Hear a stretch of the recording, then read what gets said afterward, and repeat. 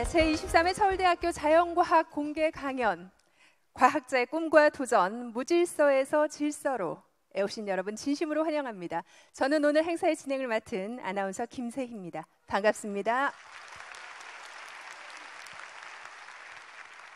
오늘 준비한 공개 강연은 서울대학교 자연과학대학이 과학의 대중화에 앞장서기 위해서 지난 1994년부터 20여 년 동안 준비해온 공개 강연입니다. 올해 공개 강연의 대주제는 제가 앞서 잠시 말씀드린 것처럼 과학자의 꿈과 도전입니다. 그럼 본격적으로 공개 강연의 문을 열어주실 분을 소개해드리겠습니다. 구글시는 모든 것을 알고 있다. 복잡계 네트워크와 데이터 과학이라는 주제로 강연을 해주실 카이스트 물리학과 정하웅 교수님을 무대에 모시겠습니다. 여러분 큰 박수 부탁드립니다. 네, 제가 오늘 말씀드릴 내용은 21세기 들어서 가장 주목을 받고 있는 복잡계에 대해서 말씀을 드릴 텐데요. 어려운 얘기는 아니고요. 간단하게 복잡계 중에서도 네트워크와 빅데이터에 대해서 다양한 사례를 통해서 간략하게 설명드리고자 합니다.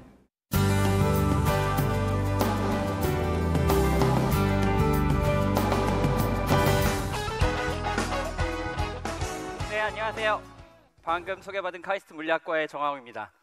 저는 어떤 사람이냐면 저는 이런 사람입니다. 한 방에 정리가 되지 않습니까? 무슨 학문을 해야 될까요? 물리학인 건 거죠.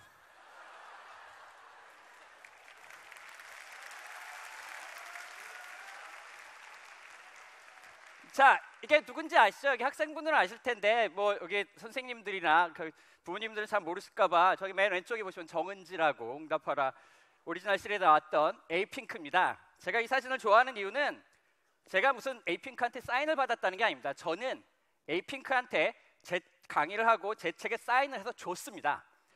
제가 그런 사람입니다. 다시 한번.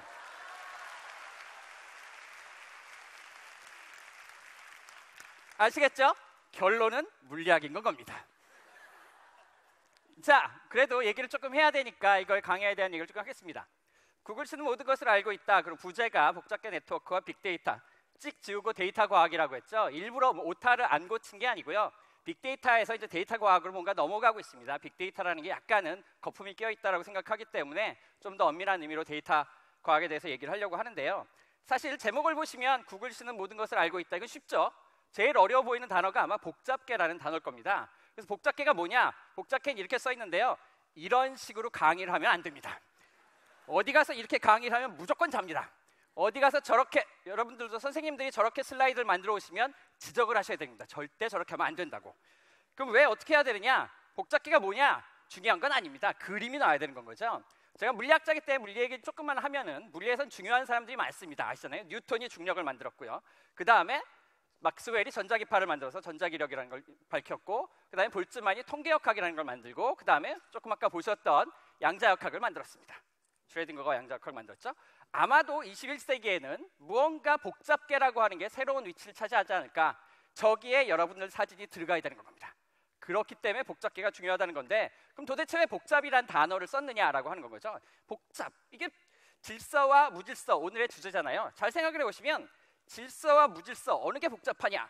언뜻 생각하면 무질서가 복잡하다고 생각할 겁니다. 무질서하니까 복잡하다고 생각되시잖아요. 근데 그렇지가 않습니다. 왜냐하면 아주 완벽한 질서는 아주 간단합니다. 왜냐하면 예측이 가능하죠.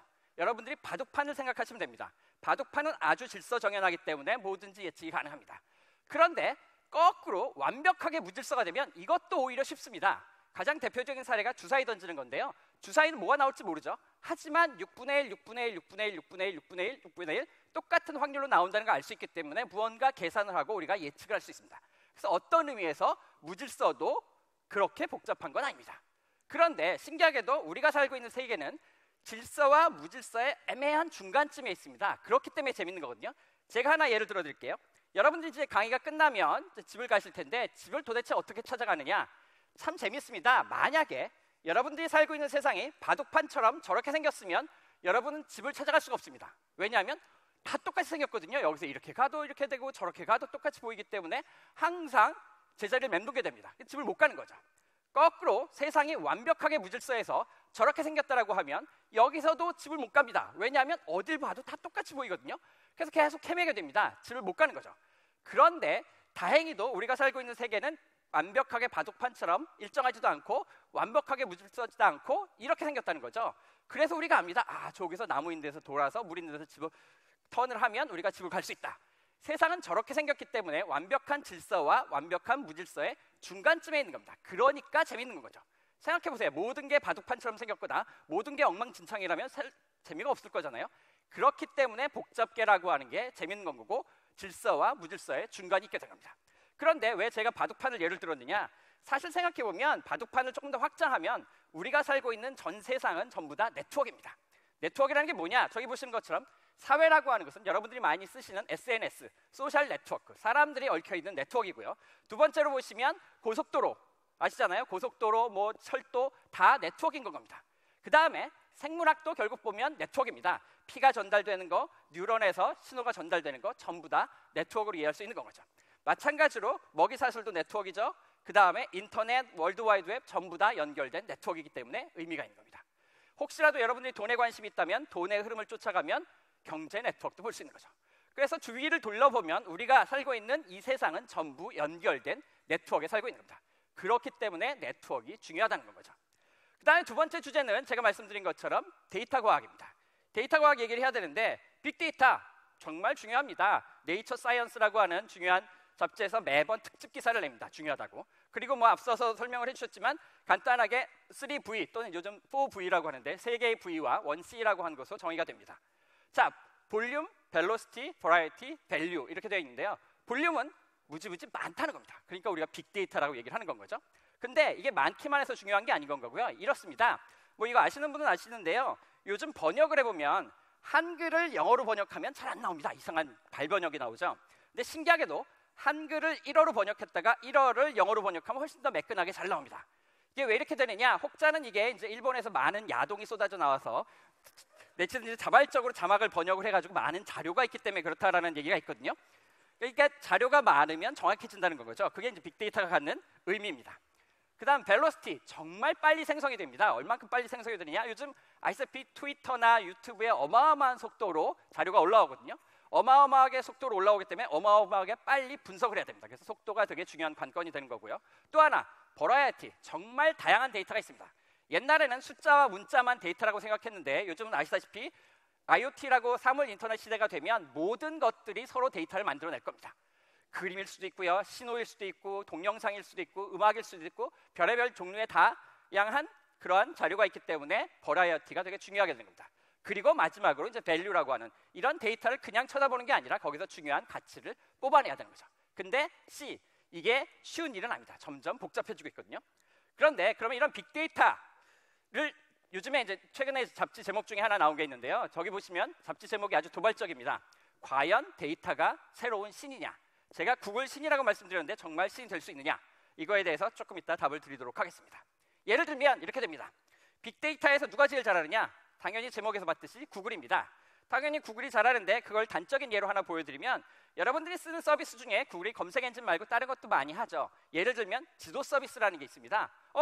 여러분 뭐 지도 서비스 하면 나 네이버 지도 쓰는데 하실 텐데요. 네이버 지도에는 치명적인 단점이 하나 있습니다. 이따가 해보시면 아시는데요. 네이버에다가 청와대를 검색하면 청와대가 안 나옵니다. 여기 보시면 저기 중간쯤에 청와대가 있어야 되는 거거든요. 근데 저렇게 파랗게 숲으로 덮여 있습니다. 심지어 네이버에 검색을 해보면 1번 주소로 나오는 걸 보시면 대전광역시 동구 홍도동이라고 합니다. 청와대가 왜 대전에 있을까요?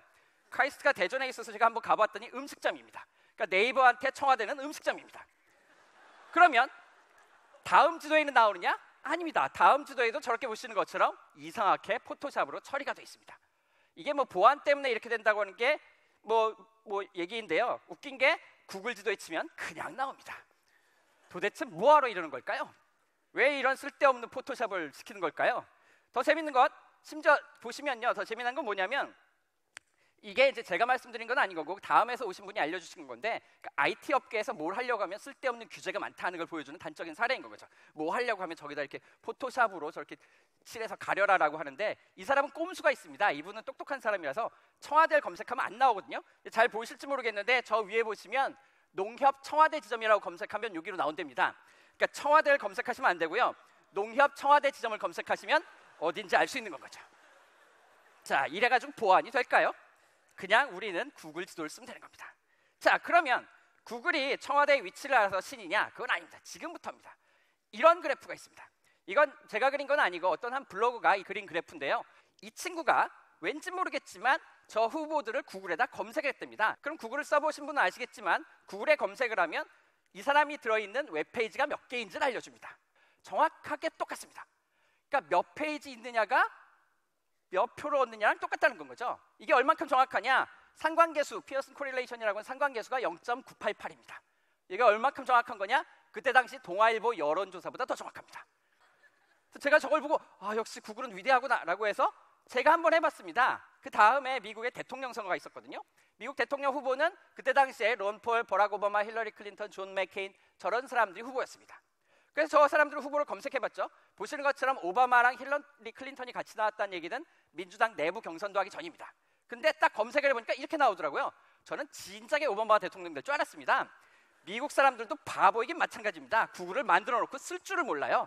그냥 물어보면 나오는 건데 뭐를 하는 건 거죠? 멍청하긴 마찬가지인 건 거죠.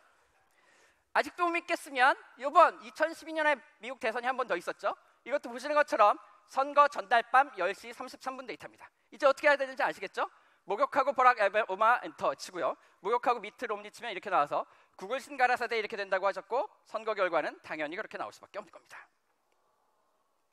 자, 제가 이렇게 강의를 하고 다녔더니 2012년 12월에 모르는 번호한테 전화가 옵니다. 전화를 딱 받았습니다. 그랬더니 정치부 기자래요. 그러면서 정 교수님, 이번 대선을 어떻게 예측하십니까?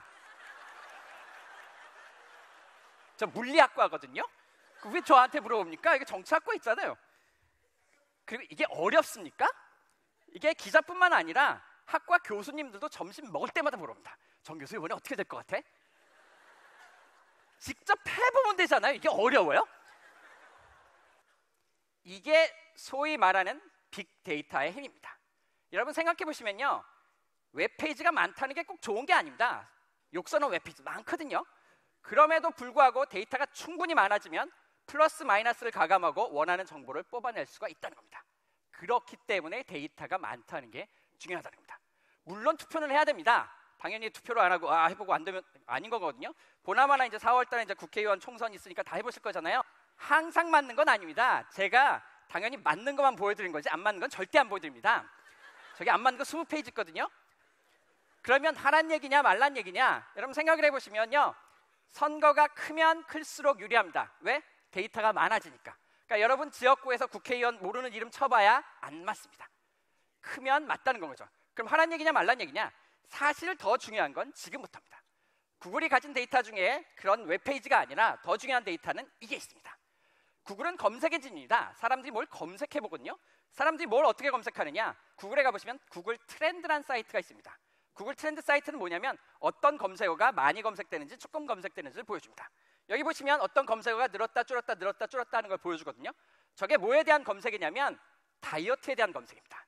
다이어트에 대한 검색은 매년 1월 1일 날 쭉 올라갑니다. 올해는 살을 빼야지. 근데 뭐 아시다시피 작심 3일이라 다시 떨어집니다.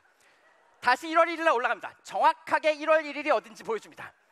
한치의 오차도 없습니다. 올해도 예외는 아니라서 정확하게 올라가고 있습니다. 다 여기서 해보셨잖아요. 이게 왜 이렇게 되느냐? 사람들은 검색할 때 거짓말을 하지 않습니다. 여러분 검색할 때 거짓말 하시나요? 여러분 검색하는데 야 내가 이거 궁금하지 않은데 구글을 골탕 먹어야 되니까 검색해야지. 그런 사람 없거든요. 정말 궁금한 것만 검색하거든요. 그래서 무서운 겁니다. 그리고 요즘은 휴대폰으로 검색을 하시죠. 핸드폰으로 검색하는 순간 시간과 GPS가 붙어서 구글로 갑니다. 구글은 가만히 앉아서 여러분들이 언제 어디서 뭘 궁금했는지를 다 알고 있는 겁니다. 그래서 무서운 겁니다. 검색어는 아주 정확한 데이터입니다. 여러분 가끔 설문조사를 하면 보나마나 1번, 1번, 1번, 1번, 1번, 1번 사은품 주세요 하는 못된 사람들이 있거든요. 설문조사는 믿을 수가 없습니다. 근데 검색어는 100% 정확한 데이터는 거죠. 시간과 장소까지 붙여서 구글한테 넘겨준다는 거죠. 그러니까 구글은 가만히 앉아서 사람들이 어디서 뭘 생각하고 있는지 다 알려준다는 겁니다. 그래서 무서운 겁니다. 자, 그런데 그렇게 되면 구글이 이걸 가지고 뭘 하느냐, 이런 걸 합니다. 구글이 뜬금없이 2008년도에 네이처에 논문을 씁니다. 구글 독감 프로젝트라고 하는 건데요. 독감 환자 논문을 씁니다. 구글이 병원도 아닌데 갑자기 독감 환자를 왜 하나 봤더니 이런 겁니다. 미국의 CDC라고 하는 Center for Disease Control, 질병관리센터라는 곳이 있습니다. 거기서 매주 보고서가 나오는데 그 보고서는 뭐냐면 독감 환자 보고서입니다. 그 보고서는 뭐냐면 미국의 각 지역별로 독감 환자가 몇 명인지를 세서 그걸 보고서로 만드는 겁니다. 도대체 그런 짓을 왜 하느냐? 생각해 보시면 이걸 매주 만드는 거거든요. 매주 만들어서 뭘 하고 싶은 거냐면 계속 독감 환자가 어느 지역에 몇 명인지 보고 있다가 갑자기 보고서를 펴봤더니 LA에서 독감 환자가 늘었다. 그럼 LA에 독감이 퍼진다는 얘기니까 LA 주변을 차단해서 독감이 전국적으로 확산되는 걸 막자는 게 독감 프로젝트의 아이디어입니다. 저기에 소위 말하는 CDC에서 질병관리센터니까요. 독감이 퍼지는 거, 독감이 확산되는 걸 막자는 거거든요. 근데 아이디어는 좋잖아요. 계속 모니터링하고 있다가 어느 지역이 독감이 늘어나면 주변을 차단해서 전국적으로 퍼지는 걸 막자. 근데 문제는 독감 환자 숫자 세는데 너무 오래 걸립니다. 방식이 너무 구식이에요. 이렇게 하는 거죠. 의사들한테 명령을 합니다. 독감 환자가 오면 상부기관에 보고하세요. 그럼 동사무소에 보고하고, 동사무소에서 구청에 보고하고, 구청에서 시청에 보고하고, 시청에서 나라에서 보고하고, 그거 모아서 엑셀 작업하고 보고서 만드는데 2주가 걸립니다. 자, 2주가 걸리면 무슨 문제가 있느냐? 따끈따끈한 보고서 나왔어요. 딱 펴봤네. 그랬더니 LA가 지난주 보고서보다 독감 환자가 늘었어요. 그럼 LA 비상 그거 하자는 거거든요. 근데 그게 2주 전에 그랬다는 겁니다. 2주 전에 그랬으면 요즘 비행기 타면 LA에서 뉴욕 가는 4시간이 가거든요. 다 퍼져서 다 죽고 끝난 게임이라는 거죠. 그러니까 아무짝에도 쓸모없는 보고서가 되는 겁니다. 전형적인 탁상 항쟁이 되는 건 거죠. 그러니까 구글이 보고 있으니까 한심한 건 거예요. 이거 뭐야? 그래가지고 비켜, 우리가 할게. 왜? 우리는 검색 엔진을 낸다는 거죠. 뭐냐? 보나마나 사람들은 독감에 걸리면 독감을 검색할 거라는 거죠. 여러분도 마찬가지잖아요. 독감 걸리면 기침, 고열, 무슨 약 먹어야 되지? 그걸 검색할 거라는 거죠. 그래서 구글은 어떻게 했느냐? 2003년부터 2007년까지 먼지 쌓인 보고서를 쫙 펼쳐놓고 자기네 검색 엔진과 비교를 합니다. 그래서 독감 환자 숫자랑 제일 잘 맞는 검색어 뭔지를 뽑아냅니다. 그걸 가지고 이렇게 예측합니다. 앞에 거는 학습 데이터니까 보실 필요 없고 여기 2008년도만 보시면 되는데요. 파란색이 실제 환자 숫자고 노란색이 구글이 예측한 겁니다. 정확하게 맞습니다. 그리고 더 중요한 건 이건 2주가 안 걸립니다. 그냥 구글에다 걸어놓으면 되기 때문에 실시간으로 말씀드린 것처럼 GPS와 IP 어드레스를 보면 이게 어디서 온 검색인지 알 수 있기 때문에 갑자기 LA에서 구글 독감 검색이 늘어난다? 그럼 거기에 독감 환자가 많다는 걸 바로 경고를 할 수 있다는 거죠. 2주가 안 걸리기 때문에 실시간으로 경고를 해줄 수 있고 이게 구글 독감 프로젝트의 성공적인 사례라는 겁니다. 왜? 사람들은 검색할 때 거짓말하지 않기 때문에. 자, 사실 생각을 해보시면 구글이 이걸 착한 일에 썼으니까 논문을 썼죠. 사실 구글이 이걸 가지고 돈을 벌려고 맘만 먹으면 얼마든지 벌 수 있습니다. 생각해 볼까요?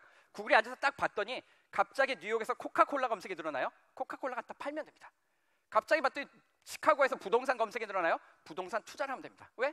구글은 가만히 앉아서 여러분들이 언제 어디서 무슨 생각을 하는지 다 알고 있기 때문에 그냥 거기다 갖다 주면 돈이 벌릴 수밖에 없는 거죠. 자, 이렇게 얘기하면 구글이 무서워서 구글을 안 쓰실까 봐 안심을 시켜드리면 이러한 구글 독감 프로젝트가 독감 환자를 잘 맞추다가 2013년도에 실패를 합니다.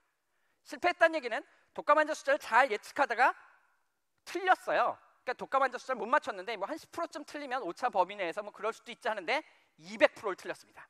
무슨 얘기냐? 잘 맞추고 있었거든요. 잘 맞추고 있었는데 2013년 초에 실제 환자 숫자가 600만 명이었는데 구글이 1200만 명이라고 2배로 잘못 예측을 합니다. 구글이 깜짝 놀라가지고 프로그램을 세우고 뭐가 잘못됐는지 찾아봤습니다. 그랬더니 문제점이 발견됐습니다. 무슨 문제점이 발견됐냐면 언론의 힘입니다. 2013년 초에 미국에서 무슨 일이 벌어졌냐면 그때 당시에 미국에서 독감 백신 품귀 현상이 벌어졌습니다. 그러니까 독감 백신이 모자란 건 거예요. 뭐 독감 백신이 모자랄 수도 있는데 문제는 뭐냐면 미국의 대표 언론인 CNN하고 뉴욕타임즈에서 매일 대석 TP를 한 겁니다. 독감 백신 모자란다.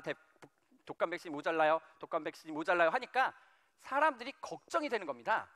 원래는요. 독감 걸린 사람만 독감을 검색해야 되는데 독감 뉴스가 하도 나오니까 나 아직 독감 백신 안 맞았는데 어디서 독감 그러니까 독감 걸린 사람만 독감을 검색해야 되는데 독감 백신 뉴스 때문에 독감 안 걸린 사람이 독감을 검색하는 겁니다.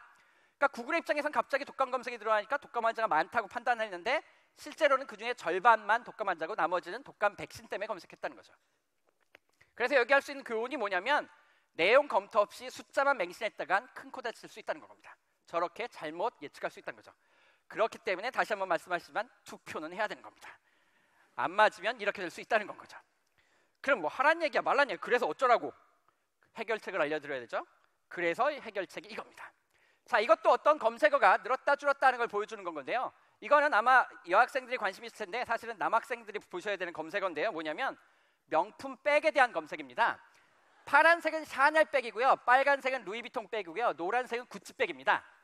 잘 보시면 옛날에 파란색 샤넬 백이 별로였거든요. 근데 쫙 치고 올라가서 지금은 샤넬 백이 1등입니다. 그렇기 때문에 여자친구한테는 샤넬 백을 사줘야 되는 거죠. 1등을 사줘야 되는 거거든요. 구글 사이트에 가면 예측도 해줍니다. 앞으로도 샤넬을 계속 잘 나갈 거랍니다.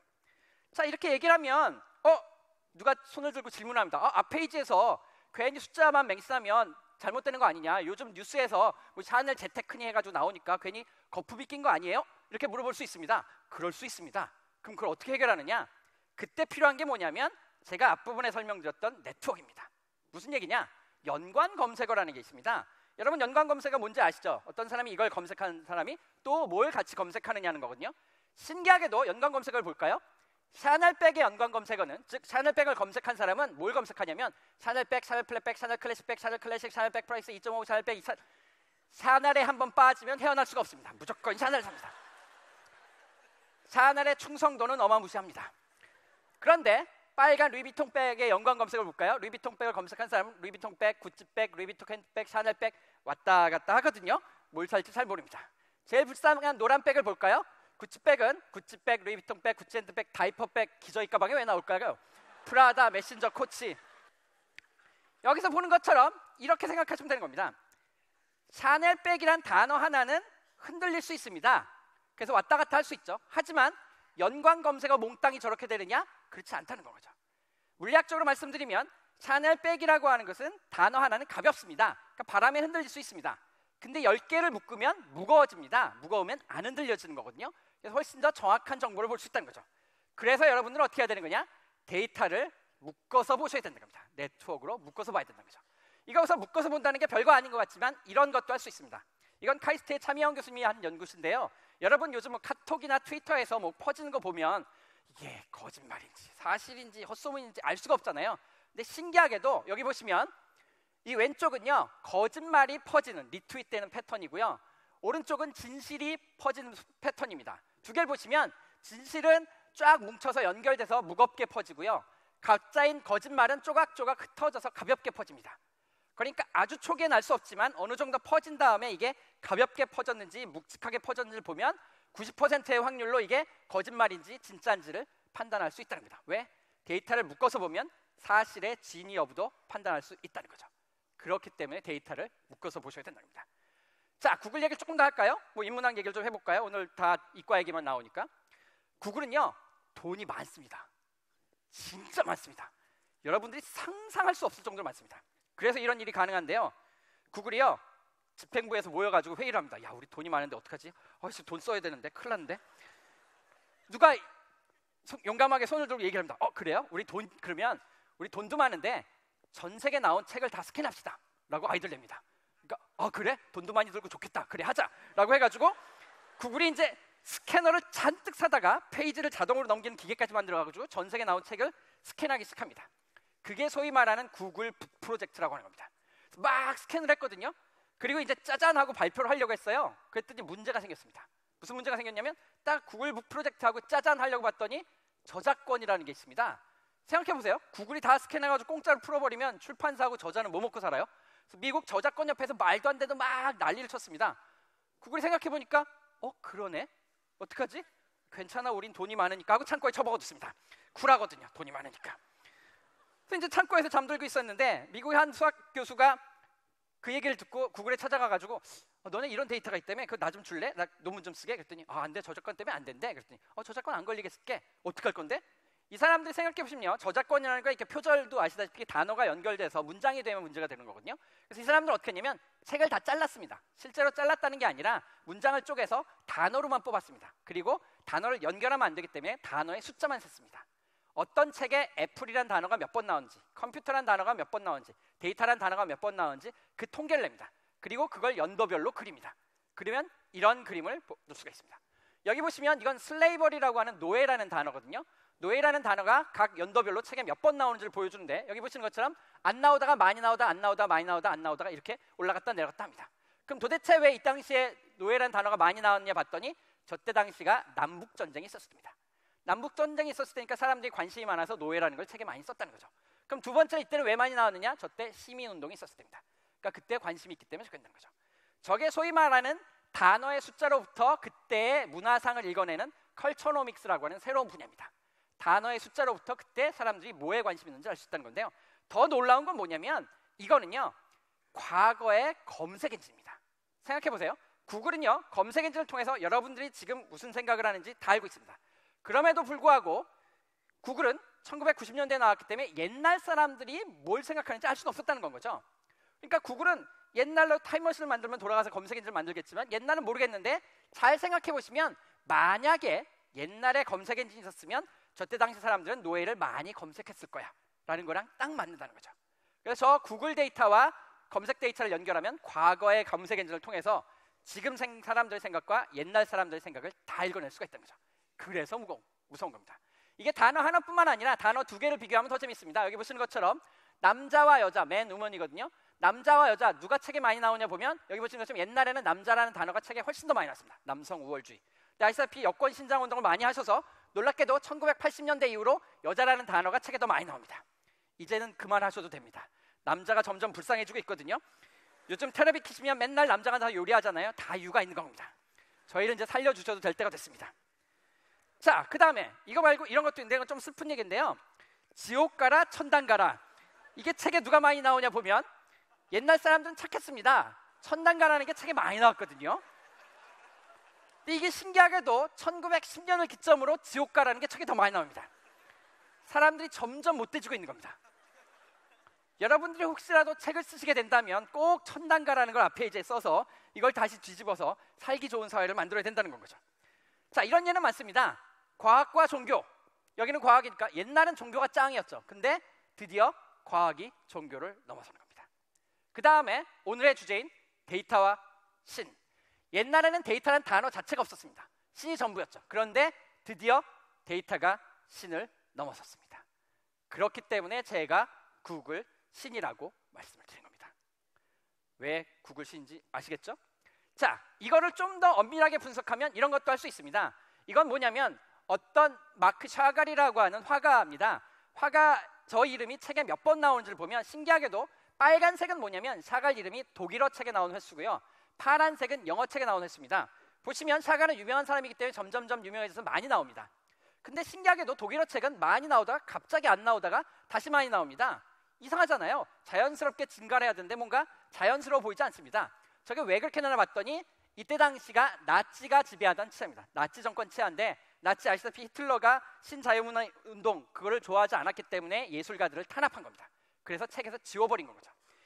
화가뿐만 아니라 여기 보시는 것처럼 그 문학, 정치, 역사, 종교, 철학 저런 사람들을 탄압했기 때문에 저 사람들은 쭉 성장을 해야 되는데 뚝 떨어졌다가 다시 나옵니다. 근데 신기하게도 많이 나오는 애들이 하나 있죠.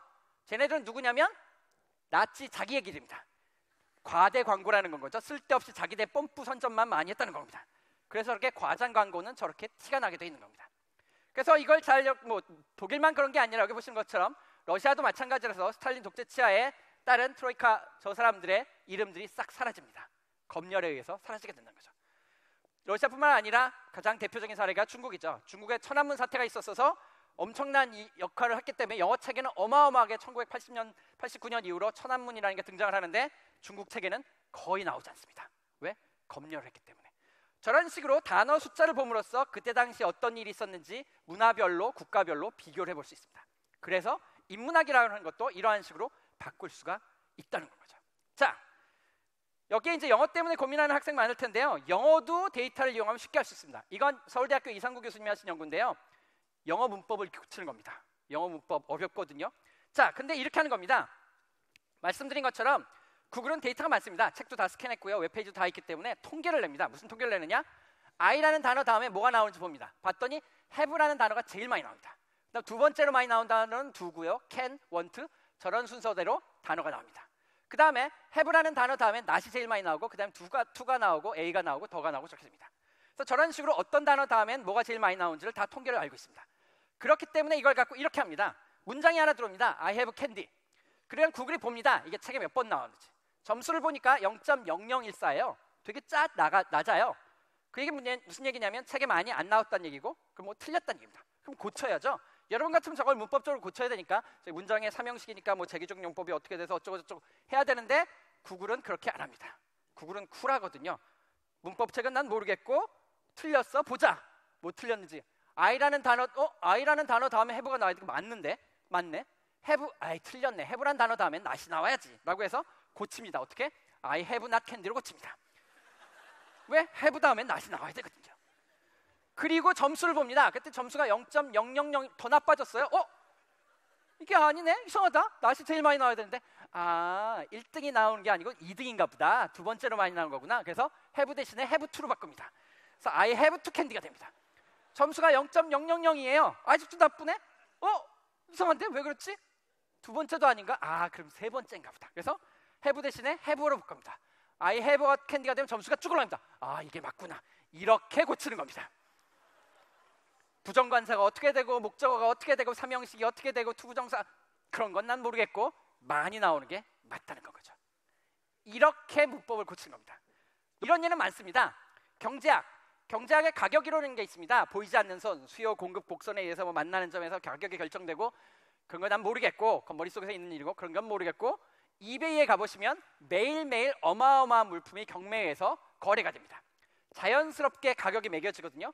어마어마한 물품의 데이터를 다 가져다 놓고 어떻게 가격이 결정되는지를 이론을 찾아내면 되는 겁니다. 그래서 무슨 보이지 않는 손에 의해서 수요, 공급, 곡선 그런 건 난 모르겠고 데이터를 가져다 새로운 경제학의 가격 이론을 쓰는 거고 이건 현실입니다. 이게 더 맞다는 거죠. 이런 예는 많습니다. 페이스북이나 투표 아까 말씀드린 것처럼 투표를 예측하는 데 쓰기도 하고요. 재미난 건 여기 보시는 것처럼 이건 미국의 케이스인데요. 학군 데이터와 국세청 정보를 결합을 하는데 제가 데이터를 묶어야 된다고 했죠. 서로 다른 데이터를 묶으면 이런 것도 할 수 있습니다. 저건 뭐냐면 학군 데이터와 국세청 정보를 보면 이 사람이 세금을 얼마 냈는지 알 수 있기 때문에 돈을 많이 버는지 조금 버는지 알 수 있습니다. 돈이 많은 사람이 거꾸로 조사해봐서 어느 학군에서 어떤 선생님한테 배웠는지를 보면 어떤 선생님한테 어떻게 배운 애가 성공을 하느냐라는 걸 알아낼 수 있고 그래서 좋은 선생님의 효율성 지표가 뭔지를 개선하는 데 쓸 수도 있는 겁니다. 서로 다른 국세청 데이터와 학군 데이터라는 뚱딴지 같은 데이터를 연결해서 저런 식의 새로운 지표를 만들어낼 수도 있다는 거죠. 그리고 마지막으로 언제나 그렇듯이 강의를 들었으면 뭔가 남는 게 있어야 되죠. 그래서 특별히 여러분들한테 제가 보통은 안 보여드리는 주식 투자 방법, 돈 버는 게 관심이 있으시잖아요. 그래서 구글을 이용해서 주식 투자하는 방법을 보여드리도록 하겠습니다. 어떻게 하는 거냐? 마찬가지입니다. 어떤 단어가 검색이 늘었느냐 줄었느냐를 가지고 보는 겁니다. 독감 검색이 늘었느냐 줄었느냐가 아니고 어떤 단어를 봤냐면 이 사람들이 여기 보시는 것처럼 뎁트라고 하는 빚입니다. 빚이라는 단어 여기에 넣어볼까요? 빚이라는 단어의 검색이 지난 3주보다 늘면 무슨 얘기냐면 지난 3주에 빚이 몇 번 검색됐는데 이번 주에 몇 번 검색됐는지 보는 겁니다. 그랬더니 지난 3주보다 이번 주에 사람들이 빚을 많이 검색했어요. 그럼 빚을 많이 검색했다는 건 별로 좋은 게 아니잖아요. 그러니까 경기가 나빠진다는 얘기죠. 경기가 나빠지면 주가가 떨어지겠죠. 그러니까 잽싸게 주식을 팝니다. 거꾸로 지난 3주보다 이번 주에 빚이란 단어 검색이 줄었어요. 줄어들면 빚을 검색 안 한다는 얘기니까 경기가 좋아진다는 얘기고 경기가 좋아지니까 주식이 오를 거고 그러니까 잽싸게 주식을 삽니다. 이런 식으로 검색이 늘었느냐 줄었느냐에 따라서 사고팔고를 합니다. 그랬더니 수익률이 326%라는 거죠. 어마어마한 수익률입니다. 3배. 자, 저게 얼마큼 높은 거냐? 여러분 경제 TV를 보시면 애널리스트 전문가들이 맨날 차트 분석이라는 걸 합니다. 파동 이론에 의해서 무슨 사인 웨이브가 어쩌고저쩌고 해서 그 사람들이 하시면 33% 나옵니다. 10배 차이 납니다. 그 다음에 또 주식 전문가 중에는 펀더멘탈리스트라고 하시는 분이 계십니다. 뭐 하시는 분이냐면 가치 투자를 한다라고 해서 우량 주식을 골라서 딱 묵히고 있다가 파는 그러니까 바이 앤 홀드라고 하거든요. 바이 앤 홀드라고 하는 걸 따라가 보시면 빨간색을 따라가 보시면 16%입니다. 그러니까 20배 차이가 납니다. 또 이제 여러분들도 여러분 개똥 철학에 의해서 주식을 하시죠. 그 방법을 보시면 그게 이제 여러분 나름의 선택을 통해서 하시는데 전문 용어로 랜덤 스트래티지라고 합니다. 찍기 그 방법이라고 하는 건데요. 그렇게 해보시면 쪼르륵 쫓아가 보시면 마이너스. 그러니까 여러분들이 주식 투자를 하시면 항상 돈을 잃게 되는 겁니다. 어떻게 해야 되는지 아시겠죠? 326%짜리가 있습니다. 이 사람들이 조사를 해봤더니 빚 말고 다른 단어도 있었습니다. 주가랑 거꾸로 가는 게 빚, 칼라스톡, 레트랑, 포트폴리오 저런 단어들이 검색이 늘어나면 주가가 떨어진답니다. 잽싸게 팔아야 되는 거죠. 신기하게도 주가랑 똑같이 가는 검색어도 있습니다. 그게 뭐냐면 대표적인 게 링, 반지입니다. 신기하게도 반지의 검색이 들면 주가가 올라간답니다. 왜 그렇지? 생각해보면 링, 반지 프로포즈. 경기가 좋아지니까 프로포즈 하려고 반지를 검색하나 보다. 이렇게 생각할 수 있는 거죠. 이런 식으로 구글 트렌드를 이용해서 사람들이 뭘 검색하느냐를 가지고 주식 투자를 할 수 있다는 거죠. 자, 그런데 잘 보시면 여기 조그만 글씨가 있는 거 보이시나요? 이거 글씨거든요. 잘 안 보이실까 봐 제가 확대를 해보드리면 저렇게 써 있습니다. 한번 읽어보시기 바랍니다. 괜히 저렇게 주식 투자하신 다음에 저한테 와가지고 쪽박 찼다고 말씀하시면 절대 안 되는 겁니다. 저 틀림없이 경고를 드렸습니다. 절대 하시면 안 됩니다. 왜 안 되느냐? 제가 사실 이쪽 분야 연구를 하기 때문에 이 논문의 제1저자인 토비아스 프라이스를 불러다가 세미나 시키고 물어봤습니다. 야, 너 저렇게 주식 투자하냐? 그랬더니 안 한대요. 그래서 왜? 그랬더니 야, 내가 바보냐? 내가 그렇게 돈 벌었으면 저렇게 논문을 써서 공개를 했겠니? 나 혼자 알고 있지? 당연하죠. 여러분 같으면 저 갖고 돈 버는데 논문 써서 공개하겠어요? 공개할 리가 없잖아요. 저거 안 맞는 겁니다. 저거 논문에 나오는 거지 절대 하시면 안 되는 겁니다. 뭐 하라는 얘기냐 말라는 얘기냐? 이게 안 맞는 이유가 사실은 이것 때문에 그렇습니다. 빅데이터가 가진 함정이죠. 이것도 2012년에 나온 논문인데요. 재미난 논문입니다. 이게 논문이 뭐냐면 이 연구자들이 조사를 했답니다. 가로축은 뭐냐면 국가별 초콜릿 소비량이고요. 세로축은 국가별 노벨상 수상자 숫자입니다. 초콜릿을 많이 먹은 나라가 노벨상을 많이 타더라, 스위스. 이게 논문입니다. 자, 그러니까 만약에 초콜릿을 많이 먹은 나라가 노벨상을 많이 타더라, 스위스거든요. 이게 논문이거든요. 이게 맞다면 우리는 뭐 실험을 뭐하러 합니까? 초콜릿만 먹으면 되는 겁니다. 그러면 노벨상을 타는 거죠. 이게 말이 된다고 생각하십니까? 말이 안 된다고 생각하시죠? 그래서 이게 말이 안 된다고 생각하는 어떤 한 과학자가 열심히 조사를 해봤습니다. 그랬더니 초콜릿보다 더 잘 맞는 지표를 찾아냈습니다. 여기 보시면 상관계수가 0.79쯤 되거든요. 한 79점 정도 맞춘다는 건데 85점 차이를 찾아냈습니다. 그게 뭐냐면 럭셔리 스포츠카입니다. 아우디입니다. 국가별 아우디 대수와 노벨상 수상자를 거렸더니 더 잘 맞더라, 85점. 그러니까 앞으로 노벨상을 타고 싶으시면 아우디를 타셔야 되는 겁니다. 정말 노벨상이 타고 싶으시면 아우디를 타면서 초콜릿을 먹으면 됩니다. 그럼 거의 100%라고 할 수 있는 거죠. 자, 이게 말이 된다고 생각하십니까? 말이 안 된다고 생각하시죠? 이게 뭐의 함정에 빠진 거냐면 이것 때문에 그렇습니다. 사람들이 데이터에서 상관관계와 인과관계를 헷갈립니다. 여러분들이 보시는 건 초콜릿을 많이 먹은 나라가 노벨상을 많이 탄다는 양의 상관관계입니다. 그런데 그거를 초콜릿을 먹으면 노벨상이다라는 인과관계로 바꾸는 순간 바보가 되는 겁니다. 절대 저게 아닌 거거든요. 여러분들이 보시는 건 상관관계지 절대 인과관계가 아닙니다. 근데 사람들이 저런 거에 많이 속는다는 겁니다.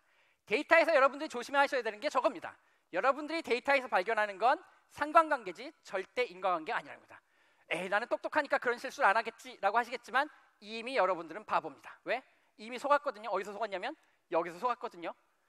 반지에 검색에 들면 왜 주가가 올랄까? 반지, 프로포즈, 비지 검색에 들면 왜 주가가 떨어져? 경기가 나빠지. 그땐 다 끄떡끄떡 하셨거든요. 아니거든요. 말씀드렸죠? 절대 하시면 안 되는 겁니다. 이렇게 속기가 쉬운 겁니다. 그래서 데이터에서 조심해야 되는 상관관계와 인과관계를 조심하는 겁니다. 물론 초콜릿을 먹으면 노벨상을 탈지도 모릅니다. 저게 틀렸다는 얘기가 아닙니다. 저 인과관계는 과학적으로 밝혀야 되는 건 거지 데이터에서 볼 수 있는 게 아니라는 거죠. 데이터에서는 힌트를 얻을 뿐이지 저건 과학적으로 증명을 해야 된다는 거죠. 자, 마지막으로 데이터를 묶어야 되는데요. 데이터를 묶는 것도 그냥 억지로 묶으면 안 되는 겁니다. 여기 보시는 것처럼 뉴런이라고 하는 신경세포를 잘 묶으면 뇌가 됩니다. 그래서 어마어마한 일을 하죠. 그런데 뉴런처럼 전기 신호를 내는 건전지를 그냥 이렇게 본드로 붙이면 이렇게 생깁니다. 이건 건전지로도 쓸모가 없습니다. 왜냐하면 마이너스가 없거든요. 다 플러스만 있기 때문에. 아무짝에도 쓸모는 고철이 되는 겁니다. 그냥 대충 묶은 게 아니고요. 유기적으로 잘 묶어서 뉴런이 뇌가 되는 것처럼 여러분들한테 드리고 싶은 메시지는 이겁니다. 데이터와 네트워크를 잘 유기적으로 묶어서 새로운 걸 보존하는 겁니다. 여러분들이 와 있는 자리가 어디죠? 그렇죠. 서울대 자연과학 공개 강연이잖아요. 여기 와 있는 거잖아요. 과학자의 꿈과 도전 얘기를 해야 되잖아요. 그래서 구글한테 물어봤습니다. 과학자 물어보면 과학자 이름, 도대체 과학자 이름을 모르시겠어요? 꿈을 물으면 꿈은 언제나 해몽에 관심이 많습니다. 사람들이. 그다음 도전 골든벨, 도전 슈퍼모델, 이게 이제 사람들의 관심이라는 거죠. 그렇구나. 그러면 이제 근데 우리나라는 아시다시피 구글보다 네이버를 많이 쓰기 때문에 네이버 검색을 해보면 과학자가 하는 일, 슬픕니다. 도대체 과학자가 하는 일을 모르시면 어떻게 되겠습니까? 여기 있는 분은 아시죠? 열심히 노력하셔야 되는 겁니다. 그 다음에 연관 검색어, 유명한 과학자 여기 있잖아요. 그 다음에 과학자가 하는 일, 과학자가 되려면 이런 데서 열심히 공부하시면 되는 건 거고요. 그 다음에 자, 꿈과 도전 하시면 꿈과 도전 그리고 열정 저런 단어들이 나오고, 실제로 네이버 검색을 해보시면 과학자의 꿈과 도전을 검색해보시면 여러분들이 와 있는 자연과학대학 공개 강좌가 나옵니다. 근데 네이버를 밑으로 내려보면 재미난 데이터가 있는데요. 뉴스 아카이브라는 게 있습니다. 네이버가 재밌게 하는 건데 이건 뭐냐면 1920년대 100년 전 신문부터 지금까지 모든 신문을 스캔해서 데이터베이스로 만들었습니다. 그래서 옛날에 꿈과 도전을 치면 뭐가 나온, 과학자의 꿈과 도전을 치면 뭐가 나오는지 알 수 있습니다. 그래서 과학자의 꿈 조금 더 보여드릴까요? 이렇게 나옵니다. 이게 1996년이거든요. 20년 전입니다. 20년 전에 현장 진단, 꿈에 도전하는 첨단, 노화 예방, 그 다음에 뭐 불치병, 고온 초전도체, 뭐 유전자 치료, 뇌 연구, 지금 하는 거랑 똑같죠? 20년 동안 과학자는 뭐 한 걸까요? 그때도 궁금했는데 아직도 궁금한 거 보면 여러분들이 혹시라도 과학자를 하시면 할 일이 아직도 많이 있다는 거죠. 20년 동안은 밥 걱정을 안 해도 된다라고 하는 겁니다. 자, 그럼 사람들이 과학자에 관심이 있느냐? 구글 트렌드를 볼까요? 왔다 갔다 하는데 어쨌든 어느 정도 과학자에 대한 검색은 꾸준한 걸 알 수 있습니다. 그 다음에 신기하게도 구글에 가보시면 어디서 검색되는지 아는데요. 과학자를 검색을 제일 많이 하는 곳은 대전광역시입니다. 여기 대전에서 오신 분? 아, 예. 카이스트가 대전에 있어서 그런지 모르겠지만 과학자는 대전에서 제일 많이 검색하고 두 번째가 인천, 대구, 서울입니다. 자, 서울 분발하셔야 됩니다. 예. 그 다음 네이버도 마찬가지입니다. 네이버에 검색을 해보면 과학자가 들쭉날쭉합니다. 뭔가 이렇게 늘어났다 줄었다 하죠. 네이버는 재미난 게 있는데요. 네이버에 여기 보시면 검색어 말고 옆에 구분이라고 해서 PC가 있습니다. 저건 뭐냐면 네이버는 PC로 검색한 거하고 모바일, 핸드폰으로 검색한 걸 분리해서 보여줍니다. 이렇게 해석할 수 있습니다. PC로 검색한 건 조금 옛날 사람들이 검색한 나이 드신 분이라고 생각하시면 되는 건 거고, 모바일은 여러분 같은 젊은 사람이라고 하는 거죠. 나이 드신 분들은 늘었다 줄었다 하는데요. 다행인 것은 모바일에 과학자를 보시면 계속 늘어나고 있습니다. 그래서 발전 가능성이 있다는 거죠. 젊은 사람들이 과학자에 관심이 있다는 건데 신기하게도 뭔가 빡빡 튀어나오죠. 저게 2월 말입니다. 방학 숙제 끝나고 이제 끝나면 이제 방학 숙제에서 이제 과학자가 하는 일 이런 걸 찾아보기 때문에 저렇게 되는 건 거죠. 조금 슬프긴 한데 어쨌든 늘어나고 있다는 걸 알 수 있는 건 거고요. 그래서 여러분들 계속 관심을 가져주시고 그 슬롭을 계속 기울기가 계속 플러스가 되도록 유지를 해주셨으면 좋겠고요. 말씀드렸죠? 제일 중요한 건 뭐다? 물리학이라는 거죠. 그래서 과학자의 꿈과 도전, May the force be with you 라고 해서 스타워즈에 나오는 force로 생각하시면 되고 물리학에 대한 꿈을 키워가시길 바라겠습니다. 감사합니다. 네. 네. 감사합니다, 교수님. 어쩜 네. 그렇게 재밌게 강연을 잘하세요. 강연 아니었죠? 공연이었죠. 네. 네, 멋진 공연해주신 교수님께 다시 한번 큰 박수 부탁드립니다. 네, 감사합니다. 제23회 서울대학교 자연과학 공개 강연 과학자의 꿈과 도전, 저희가 준비한 내용은 여기까지입니다. 여러분께서도 즐거우셨습니까? 네, 감사합니다. 이제 어느덧 마무리할 시간인데요. 우리나라의 미래를 책임질 과학도를 꿈꾸는 여러분께 뜻깊은 시간이 되셨기를 기대합니다.